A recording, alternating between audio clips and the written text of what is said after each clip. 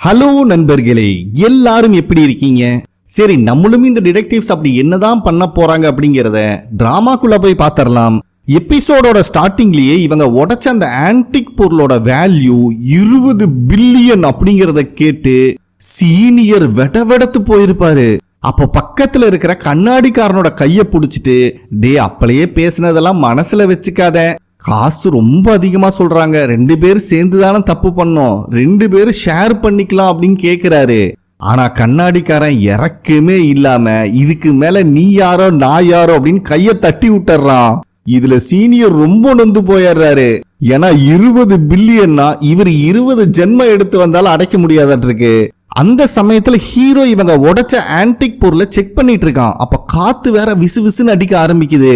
அப்ப கரெக்டா அந்த பொருள்ல இருந்து ஃபர்ரு மாதிரி ஏதோ பறக்க ஆரம்பிக்குது. ஹீரோ இருந்துட்டு அதை புடிங்கடான்னு சொன்ன உடனே இவனுங்களும் மூச்சு முட்டை ட்ரை பண்றானுங்க. ஃபர்ஸ்ட் ஜூனியர்காரன் ட்ரை பண்றான், அவனாலையும் முடியல. செகண்ட் கண்ணாடிக்காரன், அவனும் ஸ்லிப் ஆகி கீழே விழுந்துடுறான்.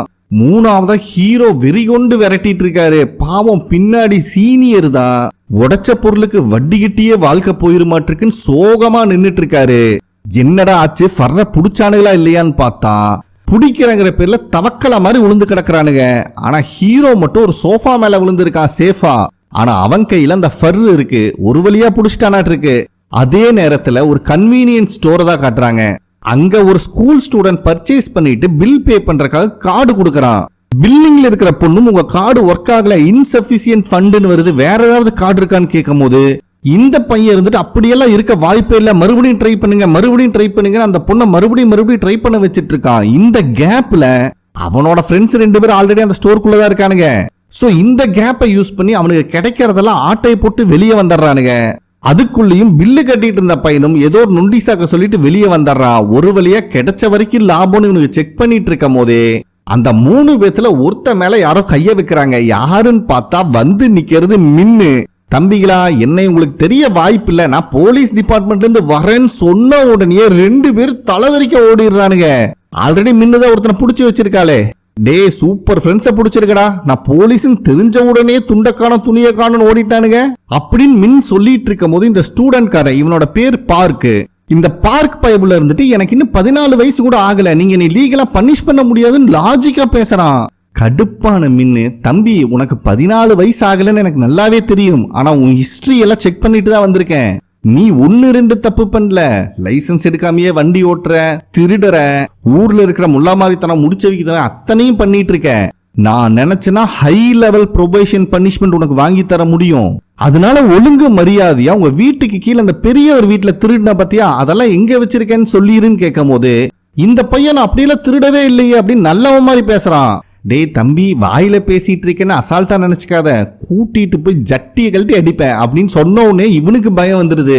ஆமாங்க, நான் தான் திருடினேன், ஒரு 20,000 வான் கிடைச்சது, அதை நான் செலவு பண்ணிட்டேனே அப்படின்னு சொல்றான். வேற ஏதாவது கிடைச்சதான்னு கேட்கும் போது ஒரு டிரான்சிட் கார்டு கிடைச்சது அப்படின்னு சொல்றான். சரி, அந்த கார்டையாவது திருப்பி கொடுறான் அப்படின்னு மின்னு கேட்கும் போது அந்த கார்டை ஸ்டேஷன்ல இருக்கிற ஒருத்தருக்கு வித்துட்டேன் அப்படின்னு சொல்லிடுறான். அட லூசு பையல, யாருக்கிட்டடா வித்தன்னு கேட்கும் போது அது யாருன்னு எனக்கு தெரியாது, அது ஒரு ரேண்டம் கை, காசு கொடுத்து வாங்கிட்டாரு அப்படிங்கிற மாதிரி சொல்லிடுறான். இதுக்கப்புறம் நீ சும்மா விடக்கூடாது, இங்க வா, சிப்ஸ் பேக்கெட் கூல்ட்ரிங்க்ஸ் எல்லாம் திருடிட்டு போறியான்னு சொல்லி கடைக்குள்ளேயே இழுத்துட்டு போறான் பில்லு கட்ட வைக்கிறதுக்காக. அதுக்கப்புறம் ஸ்டேஷனுக்கு வந்த மின்னு உண்மையாலுமே அந்த பார்க் பையன் சொன்ன மாதிரி ஸ்டேஷன்ல யாருக்கிட்டையாவது அந்த கார்டை வித்திருப்பானா அப்படின்னு சிசிடிவி ஃபுட்டேஜ் எல்லாம் கலெக்ட் பண்ணிட்டு வந்து செக் பண்ணிட்டு இருக்கா. பக்கத்துல இருக்கிற சீனியரை பார்க்கணுமே, இவ்வளோ பெரிய கடனை எப்படி அடைக்க போறோம் அப்படின்னு வெறியில உட்கார்ந்து இருக்கும் போது கண்ணாடிக்கார மறைமுகமா வந்து ஒரு கவரை வச்சுட்டு போறான். ஏன்னா மூஞ்சில முழிக்க மாட்டேன்னு சொல்லிட்டானே. இவரும் கவரை ஓபன் பண்ணி பார்த்தா அதுல ஃபுல் டைம் எம்ப்ளாய்க்கு 200 மில்லியன், அதாவது 20 பில்லியன் லோன் அமௌண்ட் சேங்ஷன் ஆகிறதுக்கான ஃபார்ம் தான் அது. இத பாக்குறவருக்கு எச்சா வெறுப்பாயிருது. கண்ணாடிக்கார வேற, கவலைப்படாதீங்க, அந்த லோனை வாங்கி கடனை அடைச்சிடலான்னு வெறுப்பேத்திட்டு இருக்கான். அப்ப கரெக்டா அங்க வர ஹீரோ ஃபாரன்சிக் ஆபீஸ்ல இருந்து அந்த ஃபர்ர பத்தின ரிசல்ட் வந்துருச்சான்னு கேக்குறான். அப்ப ஜூனியர் காரர் இருந்துட்டு ரிசல்ட் நாளைக்கு காலையில தான் தருவாங்களாமா அப்படின்னு சொல்லும் போதே, சரி ஓகே, அப்ப எல்லாரும் வீட்டுக்கு கிளம்பிக்கோங்க, நாளைக்கு நிறைய வேலை இருக்கும், ரெடி ஆயிக்கோங்க அப்படிங்கிற மாதிரி சொல்லிடுறான். கண்ணாடிக்காரன் சீனியர் கண்ணில் படாம போறங்கிற பேர்ல அவர் வெறுப்பேத்திட்டு இருக்கான். ஆனா சீனியருக்கு இதெல்லாம் பார்க்க நேரம் இல்ல, ஏன்னா அவர்னால உருப்படியா நடக்க கூட முடியல. எப்படா இந்த பணத்தை கட்ட போறேன்னு அங்க இங்க இடிச்சு உருண்டு பிறண்டு வெளியே போயிட்டு இருக்காரு. அதுக்கப்புறம் மின்னதா காட்டுறாங்க, இவ ஸ்டேஷன்ல இருந்து கிளம்பலையாட்டு இருக்கு. ஏன்னா இவளுக்கு அந்த பாதிக்கப்பட்ட தாத்தா சொன்னதுதான் மைண்ட்ல ஓடிட்டே இருக்கு. அந்த டிரான்சிட் கார்டு அவர் பொண்ணோட போட்டோ போட்டிருக்கும். அது அவருக்கு ரொம்பவே முக்கியமானது. அது மட்டும் இல்லாம இழந்ததெல்லாம் எப்படியாவது திருப்பி கொடுத்துருங்க அப்படின்னு கெஞ்சி கேட்டிருப்பாரு. ஸோ அந்த தாத்தாக்காக தான் இவ்வளோ ஹார்ட் ஒர்க் பண்ணிட்டு இருக்கா. அப்போ அங்கே வர ஹீரோ ஏமா இன்னும் வீட்டுக்கு போலையான்னு கேட்கும்போது, இல்லைங்க அந்த அப்பார்ட்மெண்ட் கேஸை தான் செக் பண்ணிட்டு இருக்கேன் அப்படிங்கிற மாதிரி சொல்றா. அதுதான் அந்த திருட்டு பையன் யாருன்னு தெரிஞ்சிருச்சுலமா, கேஸ் தான் சால்வ் ஆயிருச்சுல, நீ வீட்டுக்கு போ அப்படின்னு சொல்றான். ஆனா மின்னு ஒத்துக்க மாட்டேங்கிறா. இல்லைங்க நான் அந்த தாத்தா கிட்ட ப்ராமிஸ் பண்ணி கொடுத்துருக்கேன், எப்படியாவது அந்த கார்டை அவருக்கு வாங்கி கொடுக்கணும். அந்த பையன் சப்வே ஸ்டேஷன்ல அந்த கார்டை யாருக்கிட்டே வித்துருக்கேன் அப்படின்னு சொன்னான், அதை தான் செக் பண்ணிட்டு இருக்கேன் அப்படின்னு சொல்றா. இதை கேட்கிற ஹீரோக்கு சந்தோஷமா இருக்கு. பட் இருந்தாலும் உன்னோட ஹெல்த்தையும் பார்த்துக்கோ, மற்றவங்களுக்கு ப்ராமிஸ் பண்றது முக்கியம் இல்ல, நம்ம லைஃப்ல கூட இருக்கிறவங்களையும் நம்ம பார்த்துக்கணும் அப்படிங்கிற மாதிரி அட்வைஸ் பண்ணிட்டு கிளம்புறங்கிற பேர்ல இவ்வளவு வீரவசனம் பேசி உளுந்து வாரி எந்திரிச்சு போறாரு ஹீரோ. நெக்ஸ்ட் டே வெடிஞ்சும் வெடியருக்கு முன்னாடியே மின்ன அந்த சப்வே ஸ்டேஷன்ல தான் உட்காந்துட்டு இருக்கா. யாராவது சிக்குவாங்களான்னு போறவங்க வரவங்க மூஞ்சியெல்லாம் செக் பண்ணிட்டு இருக்கா. ஆனா யாரும் சிக்கிற மாதிரி இல்ல. அதுக்கப்புறம் ஸ்டேஷனுக்கு வந்து பார்த்தா சீனியர் பாவம் ஆன்லைன்ல லோன் எல்லாம் அப்ளை பண்ணிட்டு இருக்காரு. இதை பாக்குற மின்னுக்கே சங்கடமா இருக்கு. அட எதுக்கு தேவையில்லாம இந்த வேலையெல்லாம் பண்ணிட்டு இருக்கீங்கன்னு கேட்கும் போது சீனியர் இருந்துட்டு, நீ வேறமா உடைச்ச பொருளோட மதிப்பு 20 பில்லியனாமா, எனக்கு என்ன பண்றதுன்னே தெரியல அப்படிங்கிற மாதிரி சொல்லிட்டு இருக்காரு. அப்ப அங்க இருக்கிற ஜூனியர், சார் கவலைப்படாதீங்க, என்னோட பங்குக்கு நான் ஒரு அமௌண்ட் தரேன், என்கிட்ட ஒரு 5 லட்சம் வான் இருக்குன்னு சொல்றான். சீனியருக்கு இதை கேட்கும் போது சந்தோஷமா இருக்கு. டே பணமெல்லாம் வேணாண்டா, சில நாயிக மாதிரி என்னை வாரி விடாம குடுக்கறேன்னு சொல்ற மனசு இருந்துச்சு, அதுவே போதும்னு கண்ணாடிக்காரங்க இல்ல அவன் சீட்டை பார்த்து திட்டிட்டு இருக்காரு. அப்ப கரெக்டா கண்ணாடிக்காரன் சீனியரோட பேரை சொல்லிட்டு கத்திக்கிட்டே உள்ள வரான். இவருக்கா ஏற்கனவே இவன் மேல கொலை வெறியில இருக்காரு. டே தயவு செஞ்சு என்கிட்ட எதுவும் பேசிடாத, சத்தியமா உனக்கு கொன்னுட்டு உள்ள போறதுக்கும் கூட நான் சங்கடப்பட மாட்டேன். நேத்து என்னோட வீட சேல்ஸுக்கு போட்டிருக்கேன், 10th அமௌண்ட்டுக்கு லோன் வேற அப்ளை பண்ணிட்டு இருக்கேன்னு அவர் சொல்லிட்டு இருக்கும் போதே கண்ணாடிக்காரர் வந்துட்டு, உங்களுக்கு விஷயமே தெரியாதா, நேத்து நம்ம உடைச்சம் இல்ல அந்த பொருளோட மதிப்பு 20 பில்லியன் இல்ல வெறும் 50,000 வானாமா அப்படின்னு சொல்றான். இத கேட்கும் போது சீனியர் எமோஷன்ல அழுக ஆரம்பிச்சிடுறாரு. அப்ப கண்ணாடிக்காரர் வந்துட்டு, கவலைப்படாதீங்க 2 பேர் பாதி பாதி போட்டு கொடுத்துடலாம்னு சொல்லும் போது அங்க இருக்கிற மின்னு, டே லூசு கழுத வயசா இருந்தாலும் அழுதுட்டு இருக்காரு, இப்பவும் ஷேரை பத்தி பேசிட்டு இருக்கேன், கொஞ்சம் எக்ஸ்ட்ரா சொல்றா அப்படிங்கிற மாதிரி ஏத்தி விடுறா. அப்ப கண்ணாடிக்காரர் வந்துட்டு, நான் 30,000 வான் கொடுக்குறேன், நீங்க 20,000 வான் போடுங்க கட்டிடலான்னு சொல்லும் போது ஃபுல் எமோஷன்ல அழுதுட்டு இருந்த சீனியர் கண்ணாடிக்காரனை கட்டி பிடிக்கிறங்கிற பேர்ல அவன் கழுத்தை பிடிச்சிடுறாரு. ஒரு நிமிஷம் எல்லாரும் பதறிடுறாங்க. ஏண்டா நேத்திருந்து இப்ப வரைக்கும் நீ ஒரு நடப்பணமா சுத்த வச்சிட்டியடா அப்படிங்கிற மாதிரி கோவப்பட்டாலும் இப்போ ஒரு வழியா அந்த அளவுக்கு அமௌண்ட் தர வேண்டாம் அப்படிங்கிற சந்தோஷத்துல எல்லாரும் கூத்தடிச்சிட்டு இருக்காங்க. சீனியரை பார்க்கணுமே, என்னோட வீடை சேல்ஸ் பண்ண வேண்டிய அவசியம் இல்ல, லோனும் அப்ளை பண்ண வேண்டிய அவசியம் இல்லைன்னு பாடிக்கிட்டே டான்ஸ் ஆடிட்டு இருக்காரு. அதுக்கப்புறம் ஹீரோவும் அந்த டெஸ்ட் ரிசல்ட்டை பார்க்கறான். ஏன்னா இவன் உடஞ்ச பொருளையும் அனலைஸ் பண்ண சொல்லி ஃபாரன்சிக் டீம் கிட்ட கொடுத்துருப்பாங்களாட்டிருக்கு. உடஞ்ச அந்த ஆன்டிக் பீஸுமே ஒரு ஃபேக்கான ப்ராடக்ட் அப்படிங்கறத கண்டுபிடிச்சிருக்காங்க. அது மட்டும் இல்லாம அந்த ஃபர் அனலைஸ் பண்ணும்போது அது ஒரு நாய் இனத்தை சேர்ந்தது, புசு புசுன்னு ஒரு நாய் இருக்கும் பாத்தீங்களா, அந்த நாயோட ஃபர்ங்கிறதும் ரிசல்ட்ல வந்திருக்கு. இத பத்தி அந்த ஃபாரன்சிக் லேடி என்ன சொல்லிருக்காங்கன்னா, கிட்டத்தட்ட ஒரிஜினல் நம்ப வைக்கிற அளவுக்கு அவ்வளவு ஈக்குவலா பண்ணி வச்சிருக்கானுங்க. ஆனா எங்கிட்ட இருந்து தப்பிக்க முடியுமா? ஏங்க பூசணிக்கா மேல கலர் அடிச்சா தர்பூசணி ஆயிருமா அப்படிங்கிற மாதிரி ஃப்ளோல ஒரு பழமொழி சொல்லிட்டு அவங்களுக்கே வெக்கம் வந்துருது. ஐயோ நான் டாக்டரேட் மட்டும் தான் நினைச்சேன், கவிதை எல்லாம் வேற எழுதுவனா அப்படின்னு அவங்களுக்குள்ளேயே பேசிக்கிறாங்க. அப்ப அந்த ஃபாரன்சிக் லேடி இருந்துட்டு, கவிதை நல்லா இருந்துச்சுல, சின்ன வயசுல இருந்து என் ஃப்ரெண்ட்ஸ் எல்லாம் சொல்லுவாங்க நல்லா நிறைய பேருக்கு லெக்சர் எடுக்கிறதுக்கு ரொம்ப குவாலிஃபைடு பர்சன் அப்படின்னு. சொல்ல போனா அதுலயுமே சர்டிபிகேட் வாங்கி வச்சிருக்கேன் அப்படின்னு சொல்றாங்க. இந்த லேடி எந்த ஃபீல்டையும் விட்டு வைக்கலையாட்டு இருக்கு. அதுக்கப்புறம் அவங்க ஹீரோ கிட்ட, அது எப்படி உங்களுக்கு இந்த ஆன்டிக் பொருள் மேல சந்தேகம் வந்துச்சுன்னு கேட்கும்போது, அது உடஞ்சப்ப எடுத்து பார்த்தேன், கீழே கருப்பு கலர் ஒரு ஸ்டெயின் ஃபார்ம் ஆயிருந்துச்சு. மோஸ்டா கொரியன் ஆன்டிக் பீஸ்ல இந்த மாதிரி பிளாக் கலர் ஸ்டெயின் ஃபார்ம் ஆகாது, எனக்கு அதனாலதான் சந்தேகம் வந்துச்சு அப்படின்னு சொல்றான். சோ எந்த விதத்திலயும் இந்த லேடிக்கு நம்ம ஹீரோ சளைச்சவன் இல்ல. சோ இந்த எல்லா விஷயத்தையும் காட்டி முடிச்சுட்டு இப்ப ஹீரோ டீம் மெம்பர்ஸ் கிட்ட, ப்ரொஃபசர் அவர் வீட்டுல எந்த நாயும் வளர்த்துற மாதிரி தெரியலையேன்னு சொல்லிட்டு இருக்கும் போது மின்னு இருந்துட்டு, அந்த ப்ரொஃபசரோட பொண்ணு ஒரு நாய் வளர்த்திட்டு இருக்கா, அது மட்டும் இல்லாம நம்ம டெஸ்ட்டுக்கு கொடுத்த ஃபர்ரோட கலரும் இந்த நாயோட கலரும் ஒரே மாதிரிதான் இருக்குன்னு சொல்லும் போது இவங்க யாருக்கும் புரியல எப்படா இவ கண்டுபிடிச்சான்னு. என்னடான்னு பார்த்தா அந்த ப்ரொஃபசரோட பொண்ணு சோசியல் மீடியால அவன் நாயோட போட்டோவை போட்டிருக்கா, அதை எடுத்து காட்டுறா மின்னு. இத பாக்குற ஜூனியர்காரன், இந்த நாயா அப்படின்னு சொல்லும் போது எல்லாத்துக்கும் ஷாக் ஆயிருது. ஏதோ கண்டுபிடிச்சிட்டா நினைச்சு பார்த்தா இந்த நாய் ரொம்பவே அழகா இருக்கு அப்படின்னு லூசு மாதிரி பேசுறான். கண்ணாடிக்காரனுக்குலாம் காண்டாயிருது, அதுலயும் சீனியரை பார்க்கணுமே. டே தம்பி, வர வர உன்னை எனக்கு ரொம்ப பிடிக்க ஆரம்பிக்குது, தயவு செஞ்சு இந்த பைத்திய மாதிரி பிஹேவ் பண்றது மட்டும் நிறுத்திக்கோடா அப்படின்னு சொன்ன உடனே வாய மூடிடுறான். அப்ப மின்னு இருந்துட்டு இந்த இன்சிடென்ட் நடக்கிறதுக்கு முன்னாடி, அதாவது அந்த ப்ரொஃபசர் வீட்ல இருந்து அந்த பெயிண்டிங் காணாம போறதுக்கு முன்னாடி நாள் அவரோட மருமகன் அவர் வீட்டுக்கு வந்துட்டு போயிருக்காரு. கண்டிப்பா இப்பத்துக்கு அவரோட மருமகன் தான் நம்மளோட பிரைம் சஸ்பெக்ட் அப்படின்னு சொல்றான். ஆனா ஹீரோ இருந்துட்டு ப்ராப்பர் எவிடன்ஸ் இல்லாம எந்த கன்க்ளூஷனுக்கும் வர வேண்டாம்னு சொல்லும் போது எப்பவும் போல கண்ணாடிக்காரன் ஹீரோக்கு ஜால்ரா தட்டிட்டு இருக்கான். மறுபடியும் ஜூனியர் காரனை பார்க்கணுமே, என்ன சொன்னீங்க, அவர் மருமகன் பேர் ஜோல ஸ்டார்ட் ஆகுதா? மருமக அப்படின்னா இன்லால முடியும். இதெல்லாம் சேர்த்து வச்சு பார்க்கும்போது ஒரு டைஸ்ல வர பேர் மாதிரி இல்ல அப்படின்னு லூசு மாதிரி பேச ஆரம்பிச்சிடறான். இத பாக்குறவனுக்குலாம் சரியான கடுப்பாகுது. அப்ப சீனியர் இருந்துட்டு, டே கண்ணாடிக்காரா, இந்த ஜூனியர் காரனை கூப்பிட்டு போய் அவங்க வளர்த்துற நாயோட முடியோட சாம்பிள் எடுத்துட்டு வா, அப்பதான் அந்த முடியும் இந்த முடியும் மேட்ச் ஆகுதான்னு பார்க்க முடியும் அப்படின்னு சொல்லிடுறான். ஏன்னா இப்பத்துக்கு சீனியரை பொறுத்த வரைக்கும் ஜூனியர் அங்கிருந்து துரத்தனா போகுதுன்னு பாக்குறான். ஆனா கண்ணாடிக்காரர் இருந்துட்டு இவனை கூப்பிட்டு போய் நான் என்ன பண்றது அப்படின்னு புலம்பிட்டு இருக்கும் போதே ஹீரோவும் சொல்லிடுறான், நீ ஃபர்ஸ்ட் இவனை கூப்பிட்டு கிளம்பு அப்படின்னு. சோ இதனால கண்ணாடிக்காரனால எதுவும் பேச முடியல. அதுக்கப்புறம் ஜூனியர்காரன் அந்த ப்ரொஃபஸரோட மருமகன் நாயை வாக்கிங் கூப்பிட்டு வர பார்க்ல உட்காந்துருக்கான். சீனியர் கார்ல இருந்து வாக்கி டாக்கி மூலியமா அவனுக்கு இன்ஸ்ட்ரக்ஷன் கொடுத்துட்டு இருக்கான். இவன் வேற லூசுத்தரமா கையை காலை ஆட்டிட்டு இருக்கான். டே நீ எந்த வேலையும் பண்ணாத, முடிஞ்ச அளவுக்கு அந்த நாயோட முடிய எவ்வளவு கேதர் பண்ண முடியுமோ அதை மட்டும் பண்ணு அப்படின்னு சொல்லிடுறான். அந்த சமயத்துல அந்த மருமக வேற அங்க வந்துடுறான். நம்ம ஜூனியர்காரன் ஏதோ பெட்ல வர மாதிரி போய், உங்க நாய் ரொம்ப அழகா இருக்கு, நான் ஒரே ஒரு டைம் டச் பண்ணிக்கிறேன் பர்மிஷன் கேட்டு தொட்டு பார்த்துட்டு இருக்கான். அப்ப கரெக்டா கண்ணாடிக்காரனுக்கு ஒய்ஃப் கிட்ட இருந்து கால் வருது. இன்னைக்கு நைட்டு நான்வெஜ் செய்யலான் இருக்கோம், அதை வாங்குறதுக்காக தான் நாங்க கடைக்கு வந்திருக்கோம். சோ இவ்வளவு வாங்கினா போதுமான்னு கேட்கும் போது கண்ணாடிக்காரன் வந்துட்டு அதெல்லாம் பத்தாது, இன்னும் எடுன்னு சொல்றான். ஆனா வாக்கி டாக்கில கனெக்ட் ஆயிருக்கிற ஜூனியர் என்ன நினைச்சுக்கிறான்னா அந்த நாயோட முடியதான் இன்னும் எடுக்க சொல்றாங்கன்னு சொல்லி அந்த நாயை பெனஞ்சு தள்ளிட்டு இருக்கான். அப்ப அந்த நாயோட ஓனர் வேற, அதாவது அந்த ப்ரொஃபஸரோட மருமகன், தம்பி எங்களுக்கு கொஞ்சம் வேலை இருக்கு வழி விடுறீங்களான்னு சொல்லி அங்கிருந்து போயிடுறாரு.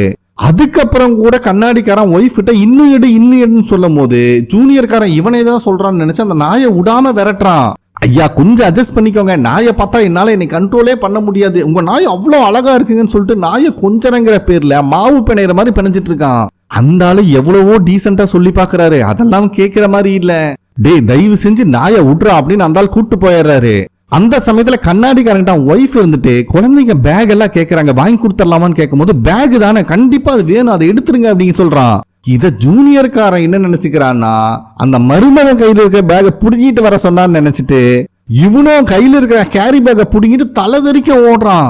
அப்ப அங்க வந்த லேடி இருந்துட்டு மருமகன்காரங்கிட்ட, ஏன்பா உங்ககிட்ட இருந்து பொருளை திருடிட்டு போறான், போலீஸ் வேணா கூப்பிடலாமான்னு சொல்லும் போது அந்த மருமகன்காரன் இருந்துட்டு, உடுங்க அதை வச்சா ஒன்னும் பண்ண முடியாது, நாயோட கக்காதான் அதுல இருக்கு அப்படின்னு சொல்லிடுறான்.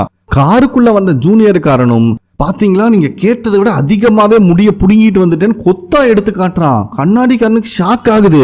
ஏண்டா டெஸ்ட்டுக்கு அனுப்புறதுக்கு சாம்பிள் கேட்டா சவுரி முடி செய்யற அளவுக்கு நாய்கிட்ட இருந்து புடுங்கிட்டு வந்திருக்கேன், உனக்கு கொஞ்சமாவது அறிவு இருக்கான்னு சொல்றான். ஜூனியர்காரனை பாக்கணுமே, நீங்க தாங்க சொன்னீங்க நிறைய எடுன்னு, அதனாலதான் எடுத்தேன், அது மட்டும் இல்லாம பேகை எடுத்துட்டு வர சொன்னீங்களே, இன்னங்க அந்த பேகையும் வச்சுக்கோங்கன்னு சொல்லி அவன் மேலேயே தூக்கி போட்டுறான். இவனுக்கா ஒண்ணுமே புரியல, யாரா இவன் பைத்தியம் மாதிரி பண்ணிட்டு இருக்கானு அப்படின்னு கத்துன்னு கத்திட்டு இருக்கானுங்க. அதுக்கப்புறம் எப்பவும் போல கலெக்ட் பண்ண விஷயத்த மீட்டிங் போட்டு பேசுறாங்க. மின்னு இருந்துட்டு அந்த மருமக இருந்துட்டு ஷிம் இன்டீரியர் அப்படிங்கிற ஒரு பிசினஸ் ரன் பண்ணிட்டு இருக்கான். இப்ப ரீசெண்டா கூட அவன் கிளைண்ட் ஏதோ ஏமாத்தி இருப்பானாட்டு இருக்கு, அதுல இவனுக்கு கொஞ்சம் லாஸ் ஆயிருக்குன்னு சொல்லும் போது சீனியர் இருந்துட்டு இவன் அந்த காண்டோ பிசினஸ்குள்ளேயும் இப்ப ரீசெண்டா என்டர் ஆகி மிகப்பெரிய லாஸை தான் ஃபேஸ் பண்ணிருக்கான் அப்படிங்கிற விஷயத்தையும் சொல்றாங்க. காண்டோ பிசினஸ்ங்கிறது வேற ஒண்ணும் இல்ல, ஒரு ஓனரோட காமன் ஸ்பேஸை ஷேர் பண்ணி அதுக்குண்டான ஃபீஸை பே பண்றது. சோ இதெல்லாம் வச்சு பார்க்கும்போது பினான்சியலா அவனுக்கு பண தேவை இருக்குங்கிறது மட்டும் புரியுது அப்படின்னு சொல்லிடுறாரு. அப்ப கண்ணாடிக்காரன் இன்னொரு விஷயத்த சொல்றான், இந்த மருமக ஆல்ரெடி இன்டீரியர் ஃபீல்ட்ல இருக்கிறனால அந்த ப்ரொஃபஸரோட வால்ட்டை இவன் தான் ரெனோவேட் பண்ணி கொடுத்துருக்கான், அப்படின்னா கண்டிப்பா இவனுக்கும் அந்த பாஸ்கோடு தெரிஞ்சிருக்கிறதுக்கான சான்சஸ் இருக்கு அப்படின்னு சொல்றான். சோ இதெல்லாம் வச்சு பார்க்கும்போது எப்பெல்லாம் அவனுக்கு பண தேவை இருந்திருக்கோ அப்ப எல்லாம் அங்க இருக்கிற ஆன்டிக் பீஸுக்கு பதிலா டூப்ளிகேட்டை வச்சு ஆட்டையை போட்டது இவனாதான் இருக்கணும், அது மட்டும் இல்லாம அந்த பெயிண்டிங்க திருடினதும் இவனாதான் இருக்கணும் அப்படின்னு பேசிட்டு இருக்கும் போதே ஜூனியர்காரன் ஃபாரன்சிக் டெஸ்ட் ரிசல்ட்டோட வந்துடுறான். ஃபர்ஸ்ட் இவங்க உடைச்ச பொருள் இருந்து கிடைச்ச ஃபர்ரும் அந்த நாயோட ஃபர்ரும் பர்ஃபெக்டா மேட்ச் ஆகுது அப்படிங்கிற விஷயத்த சொல்றான். அதனால நெக்ஸ்ட் சீன்ல இந்த ப்ரொஃபஸரோட மருமகனை கூப்பிட்டு இன்வெஸ்டிகேட் பண்றாங்க. அப்ப அந்த மருமகன்காரன் வந்துட்டு, ஐயா எனக்கு பண தேவை இருக்கிறது உண்மைதான், ஆனா நீங்க நினைக்கிற மாதிரி அந்த பெயிண்டிங்கை நான் திருடவே இல்லை அப்படின்னு சொல்றான். சரிப்பா அந்த ஆன்டிக் பொருள் மாதிரி டூப்ளிகேட் எல்லாம் செஞ்சு வச்சு அது உனக்கு எங்க கிடைச்சதுன்னு கேட்கும் போது, என்னோட கிளைண்ட் ஒருத்தன் சைனால இருக்கான், அவன் மூலியமா தான் வாங்கினேன், இதை மட்டும் தான் நான் பண்ணனேன், ஆனா அந்த பெயிண்டிங்கை நான் திருடல அப்படிங்கறத மறுபடியும் சொல்றான். அப்ப கரெக்டா ஜூனியருக்காரன் கதவை தட்டி இந்த மருமகனோட கால் ஹிஸ்டரி ரிப்போர்ட் எல்லாம் வந்துருச்சு, வந்து வாங்கிக்கோங்கன்னு சொல்லும் போது ஹீரோ உள்ளவான்னு கூப்பிடுறான். ஆனா அவன் வரக்கு ரொம்ப தயக்கப்பட்டு இருக்கான். ஏன்னா நாயோட முடி சாம்பிள் மட்டும் இல்லாம அதோட கக்காவையும் சேர்த்து ஆட்டை போட்டு வந்தது இவன் தானே. அதனால மறைமுகமா குமிஞ்சு வந்து அந்த ரிப்போர்ட்டை கொடுத்துட்டு போகும்போது மருமகாரன் மூஞ்சிய வேற பாத்துறான். டே, என் நாயோட பொக்கிசத்தை திருண்டது நீதான்னு சொல்லும்போது குடுகுடுன்னு வெளியே ஓடிடுறான் ஜூனியர்காரன். சோ இன்வெஸ்டிகேஷன்ல முடிச்சுட்டு அந்த ரெகுலர் ஹோட்டல்ல இவங்க சூப்பு சாப்பிட்டுட்டே டிஸ்கஸ் பண்ணிட்டு இருக்காங்க. அப்ப மின் கிட்ட அந்த சைனால இருந்து ஒருத்தர் அந்த டூப்ளிகேட் பொருளை கொடுத்தான்ல, அவனை கான்டாக்ட் பண்ணியான்னு கேட்கும் போது நான் ஆல்ரெடி பேசிட்டு அவன் ரிட்டர்ன் வந்தோன்னு நம்மளுக்கு கோஆபரேட் பண்றேன்னு சொல்லியிருக்கான். ஆனா அவனுக்கு அந்த பெயிண்டிங்கை பத்தி எதுவுமே தெரியல அப்படிங்கிற மாதிரி சொல்லிட்டு இருக்கா. பட் சீனியர் சும்மா இருப்பாரா? என்னோட எக்ஸ்பீரியன்ஸ் எல்லாம் வச்சு பார்க்கும்போது எந்த திருடனும் எடுத்தோன்னு அவன் பண்ண தப்ப ஒத்துக்கிறது இல்ல. கண்டிப்பா இதெல்லாம் இவனுக்கு தான் பண்ணிருக்க வாய்ப்பு இருக்குன்னு சொல்லிட்டு இருக்கும் போது ஹீரோ கையை தூக்கிறான். இவனுக்கு எல்லாம் ஷாக் ஆகுது. அப்ப அந்த ரெஸ்டாரண்ட் பாட்டிமா வேற வந்துடுறாங்க. ஏன்பா உனக்கு ஏதாவது வேணுமான்னு கேட்கும் போது ஹீரோ சின்ன பிள்ளைத்தனமா, ஏமா மத்தவங்க சூப்ல எல்லாம் பீஸ் அதிகமா இருக்கு, என்கிட்ட பீஸே இல்லமா அப்படின்னு ரொம்ப பாவமா கேக்குறாரு. அந்த பாட்டிமாவும் கவலைப்படாத, நீ யூஎஸ்ல இருந்து வந்திருக்கேன்னு கேள்விப்பட்டேன், நீ கறியெல்லாம் நிறைய சாப்பிடுவீல, உனக்காக நான் கொண்டு வரேன் அப்படின்னு சொல்லிட்டு போறாங்க. அப்ப சீனியர் வேற, அவர் கேட்டோன்னு கறி எல்லாம் கொடுக்குறீங்க, எனக்கு கொஞ்சம் அந்த சூப்பு தண்ணியை மட்டும் ஊத்துங்களே அப்படிங்கிற மாதிரி கேட்கிறாரு. ஆனா அந்த பாட்டிமா இருந்துட்டு, தம்பி உன் முகரக்கட்டைக்கு இது போதும், ஃபர்ஸ்ட் இதை சாப்பிட்டு கிளம்புடா அப்படிங்கிற மாதிரி மொக்க பண்ணி விட்டுறாங்க.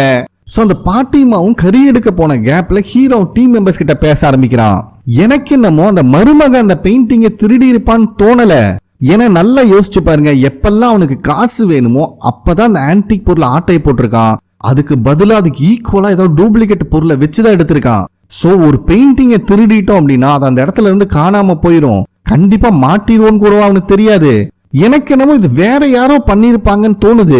சோ அந்த சம்பவம் நடந்த அன்னைக்கும் இல்ல அதுக்கு முன்னாடியும் ப்ரொஃபசர் வீட்டுக்கு வேற யாராவது வந்தாங்களான்னு கேட்கும் போது கண்ணாடிக்கார செக் பண்ணி பார்த்துட்டு யாருமே வரலன்னு சொல்றான்.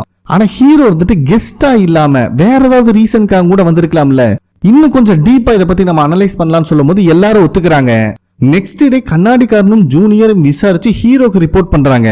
ப்ரொஃபசர் வீட்டில் ஒரு ஹவுஸ் மெய்ட் இருக்காங்க, அவங்க அந்த வீட்லயே ஸ்டே பண்ணல, வெளியே எங்கேயோ இருந்தா வந்துட்டு இருக்காங்க, அவங்களை ஐடென்டிஃபை பண்ணிட்டு மத்த டீடைல் கொடுக்குறேன் அப்படிங்கிற மாதிரி சொல்லிடுறான். அது மட்டும் இல்லாம இந்த பெயிண்டிங் திருட்டு போறக்கு ஒரு வாரத்துக்கு முன்னாடி ஒரு ரிப்பேர் மேனும் அந்த வீட்டுக்கு வந்திருக்கான் அப்படிங்கிற விஷயத்த சொல்றான். அப்போ பக்கத்துல இருக்க ஜூனியர்கார அவசர அவசரமா போனை வாங்கி, ஐயா பக்கத்து வீட்டுல இருக்கிறவங்க எமர்ஜென்சிக்கு கால் பண்ணிருக்காங்க அப்படின்னு சொல்லும் போதே கண்ணாடிக்கார மறுபடியும் புடுங்கிடுறான். சார் அதெல்லாம் பெரிய விஷயம் இல்ல, டவுன் ஸ்டேர்ல நெய்பர் ஒருத்தர் வயசானவர் இருக்காரு, அவருக்கு அல்சைமர் நோய் இருக்கு, அவர் ஏதோ எமர்ஜென்சி கால் பண்ணிருப்பாராட்டிருக்கு, அவங்க வந்து செக் பண்ணி பார்த்துட்டு ஒன்னும் இல்லன்னு சொல்லிட்டாங்க அப்படிங்கிற மாதிரி சொல்லிடுறான். அதுக்கப்புறம் ஸ்டேஷனுக்கு வந்து ஹீரோ கிட்ட ரிப்போர்ட் சப்மிட் பண்றா கண்ணாடிக்காரன். ஆக்சுவலா அந்த ப்ரொஃபசர் வீட்டுல ஹவுஸ்மேடா இருக்கிறவங்க ரொம்ப வருஷமா இருக்காங்க, அவங்க மேல எந்த சந்தேகம் வரல அப்படின்னு சொல்லிடுறான். செகண்டா அந்த ரிப்பேர்மேன் HVAC அப்படிங்கிற ரிப்பேர்மேன் ஒரு வாரத்துக்கு முன்னாடி வந்துட்டு போயிருக்கான். அது மட்டும் இல்லாம அவன் மேல ஒரு கிரிமினல் ரெக்கார்டு வேற இருக்கு அப்படிங்கிற ஃபைலையும் கொடுக்கறான். சரி அப்படின்னா நெக்ஸ்ட் இவனை தான் நம்ம விசாரிக்கணும்னு சொல்லும் போதே கண்ணாடிக்காரர் இருந்துட்டு ஆல்ரெடி மின்னும் சீனியரும் அங்க போயிட்டாங்க அப்படிங்கிற விஷயத்த சொல்றான். இப்ப நமக்கு அந்த ரிப்பேர் மேனை தான் காட்டுறாங்க. இவன் வேலையை முடிச்சுட்டு கிளம்பலான்னு கார் கிட்ட வந்தா ரெண்டு பேர் பக்கத்துல வந்து பயம்படுத்தி விட்டுறாங்க. அதுக்கப்புறம் இவனை வலுக்கட்டாயமா காருக்குள்ள தூக்கி போட்டு விசாரிக்க ஆரம்பிக்கிறாங்க. ஆனா அந்த ரிப்பேர் மேன் இருந்துட்டு எனக்கும் அதுக்கும் சம்பந்தம் கிடையாது, ரிப்பேர் பண்ணணும்னு கூப்பிட்டாங்க, என் வேலையை முடிச்சுட்டு வந்துட்டேன், மத்தபடி என்னோட பாஸ்ட் கிரிமினல் ரெக்கார்டை வச்சு என்னை தப்பா எடை போடாதீங்க அப்படின்னு இவன் சொல்லிட்டு இருக்கும் போது ஹீரோ அதே டைம்ல இவனோட ஃபைல்ஸ் தான் செக் பண்ணிட்டு இருக்கான். அப்ப அந்த ரிப்பேர் மேன் இருந்துட்டு உண்மையை சொல்ல போனா நான் எந்த தப்பும் பண்ணலைங்க, கூட்டத்தோட கூட்டமா நின்றுட்டு இருந்தேன், இதுக்கு என்னை வாரி வலிச்சுட்டு போய் 3 வருஷம் என்னை உள்ள போட்டாங்க அப்படின்னு புலம்புறான். சோ இந்த ஃபைலை பார்த்துட்டு ஹீரோக்கும் ஏதோ ஒன்னு இடிக்குது. அப்ப ஹீரோ அந்த அபார்ட்மெண்ட் கேஸோட ஃபைல் எடுக்கிறான். அதாவது ஒரு வயசான ஒரு வீடு, அந்த ஸ்கூல் ஸ்டூடெண்ட்ஸ் எல்லாம் ஓபன் பண்ணி பணத்தையும் டிரான்சிட் கார்டையும் திருடிட்டு போனாங்க பாத்தீங்களா, அந்த கேஸ் ஃபைலை எடுத்து படிச்சு பாக்குறான். அதுல இந்த வயசானவரோட பாஸ்கோட மேபி இந்த பையன் ஸ்டெப்ஸ்ல இருந்து பாத்துருக்கவோ இல்ல மொபைல்ல கேப்சர் பண்ணிட்டு அதுக்கப்புறம் அதை நோட் பண்ணிருக்கவோ சான்சஸ் இருக்குன்னு மென்ஷன் பண்ணிருக்காங்க. அந்த மாதிரி ஏதாவது இருக்குமோ அப்படின்னு ஹீரோக்கு ஒரு யோசனை. ஏன்னா ஆல்ரெடி கண்ணாடிக்காரன் தெளிவா சொல்லியிருப்பான், வேலட்டை யாருமே உடைக்கல, ப்ராப்பரா பாஸ்கோட் போட்டு தான் ஓபன் பண்ணிருக்காங்கன்னு. அதுக்கப்புறம் கடைசியா ஜூனியர்காரன் கூட போன்ல கத்திருப்பான் பாத்தீங்களா, பக்கத்துல நெய்பர் ஒருத்தர் எமர்ஜென்சி கான்டாக்ட் பண்ணாருன்னு.